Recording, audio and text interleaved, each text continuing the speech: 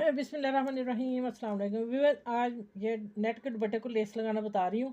हमने दुपट्टे को पूरा नहीं खींचना क्योंकि लचक है, इसको मैं बहुत लूज़ रख रही हूँ और लेस को मैं खींच रही हूँ ऊपर। और लेस भी जो मोतियों से भरी हुई है और इसका मैं पैर ऊपर से उठा लेना है। जिनके पास सिंगल पैर नहीं है, डबल है, तो वो इस तरह लगा सकते हैं। मैं तरीका ये बता रही हूँ। फिर मैंने इसको लूज़ रखना है और फिर इसके ऊपर जितनी पट्टी इतना मैंने फोल्ड कर ली नीचे से नेट। ठीक है, ये इस तरह लग गया। ये ले,